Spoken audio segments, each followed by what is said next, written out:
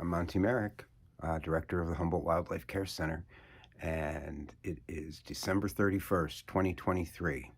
It's 9 o'clock in the morning, and this is the last time I'll be talking to you from this side of the Great Divide between now and next year. And I just wanted to, you know, basically give you a quick update on everything that's happened in the last year. I mean, a lot of, maybe you've been following, maybe you haven't. Maybe the last time you heard from me, if you'd have heard from me, was my appeal for the down payment we needed to complete the purchase of the property that we are now at. Not right this very second now. Right now, we are in my favorite backdrop. But yeah, we bought the land that the Wildlife Care Center is currently sitting on, and it is fantastic. The Arcata Economic Development Corporation financed it, and we got a sufficient down payment together. Thanks, really, thanks to you. You guys made that happen, and that's such a step forward for wildlife care in our region, to have a place that the hospital owns its own land. We're here in Manila. We have nearly a full acre. That's almost a 4-time increase over what we had at our facility in Bayside. And like I said, we own it. So it's really fantastic. And we have made a lot of great strides in the year since we took ownership on March 2nd. And that was, well, it was pretty late in the year, I got to tell you, for getting ready for spring. Building a facility while running a summer was one of the most challenging things I think our staff has ever gone through. And yeah, it was hard. No question it was hard. But also, and this is really the important thing, it was successful. We made it through. We had, good results with our babies. We treated, more opossums than we've ever treated, more opossum babies. We had 200 this year, doubled over our usual 100. Dozens of barn swallows, violet green swallows, and cliff swallows in our new songbird aviary. We treated raccoons, we treated fawns.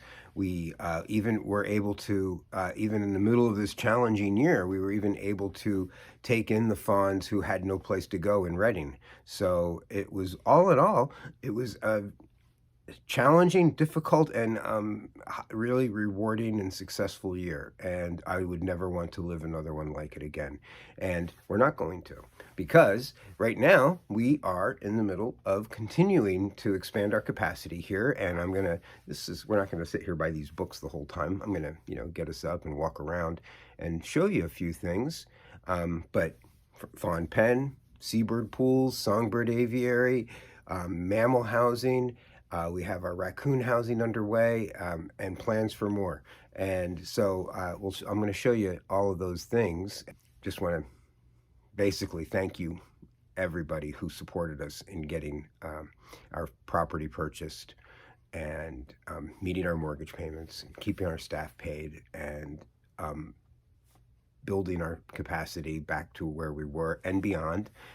Definitely we want to improve what we've been able to do. And also, and this is most important, is you provided us the resources to care for 1,500 orphaned and wild and injured. You provided the resources to care.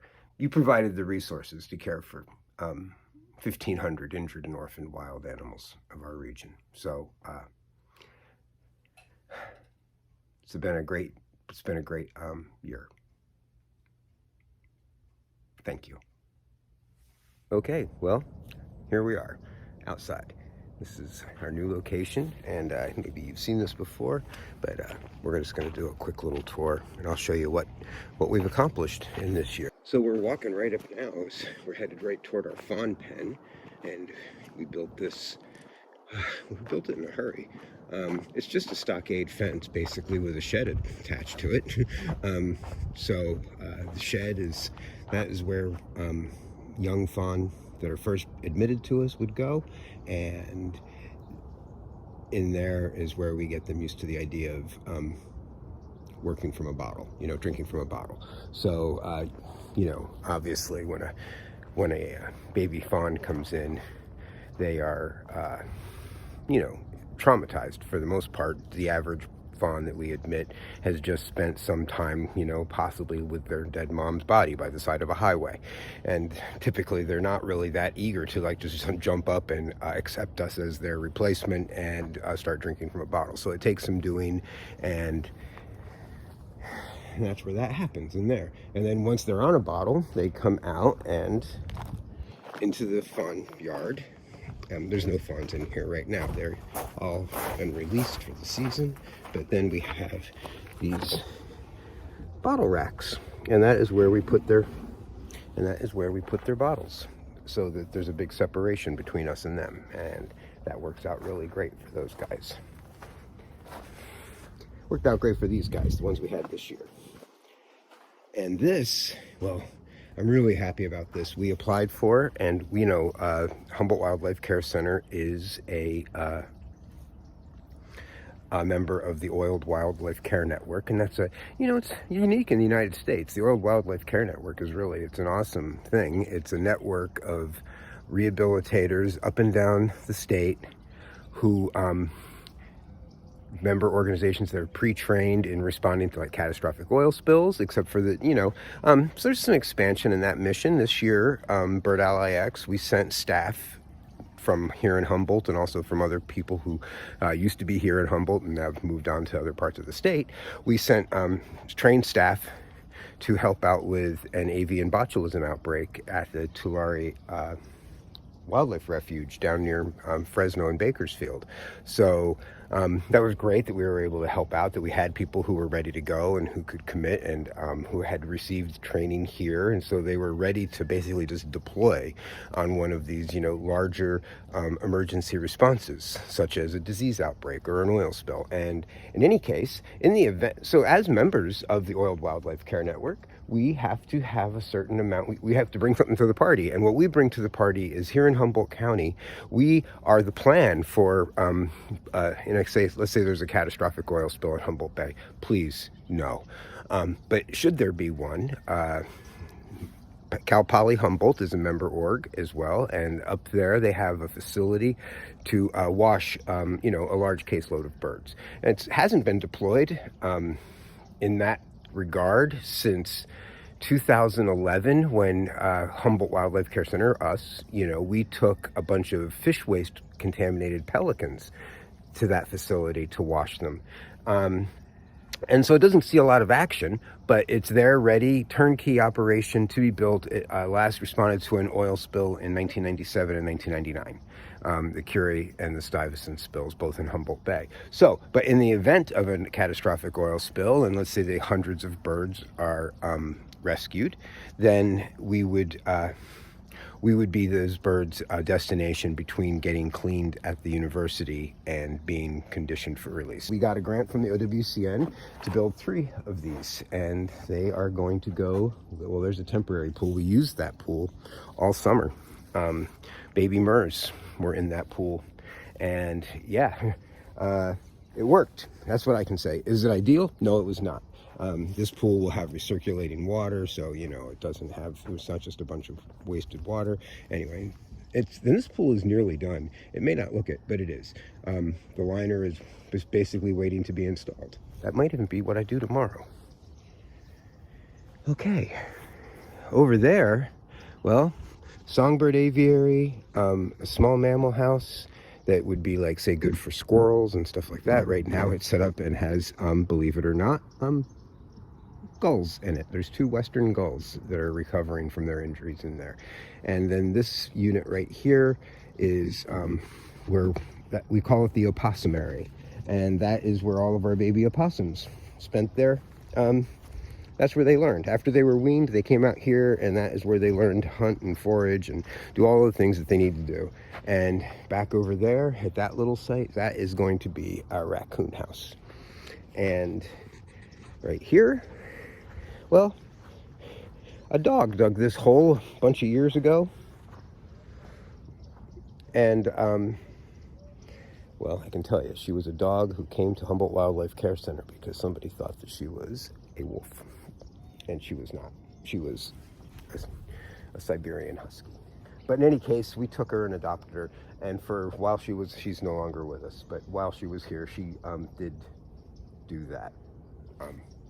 Dug that hole. And why am I telling you about it? Coal is going to become our water thaw aviary pool.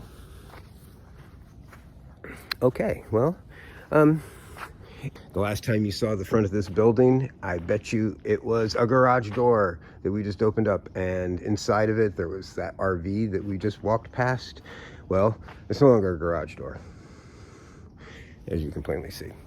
Anyway, so if you were to show up here with a patient, you come in here and you think, oh, look, it's the day of the year, and it's between 9 and 5. They must be open, because we are open every day of the year. And it is a day of the year. It's the last day. So this is our lobby, and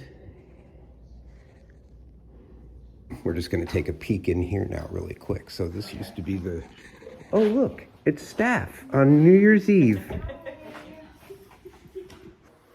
Okay, well, we're now inside, backstage.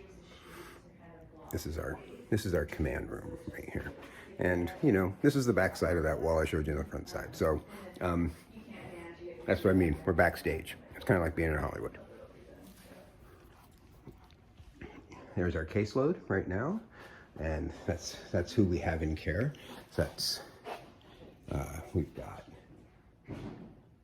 raven, 2 hawks, a common murre, a surf scoter, 2 western gulls, and a Pacific gopher snake, who was found stuck in a fence.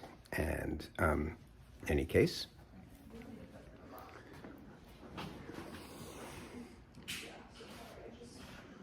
so it's still basically the same garage it always was, but we did manage to paint it, and we did manage to bring in some freezers, and we do have some things set up so that we can function in here, and we even got a little sink now with a little small hot water heater. So we are accomplishing our goals. So, well, there you have it. That is the place. It's where we're at right now. We have a lot more to do. We're in the middle of stuff. Things are still not quite as in place as we want them to be. We still need a raptor aviary. We still need a pelican aviary. We still need to finish our raccoon housing. We still need more small mammal housing for like baby skunks and whatnot. And we shuffled things and did what we could do and made do with lots of stuff this last summer. But for next summer, we need to have all of that in place. And it's just going to take you guys. It's going to take us. It's going to take you guys. And as you can see from 2023, so far, that's a partnership that's been working out pretty great. You, us, the wild neighbors, and the never-ending beauty of the wild. Thanks.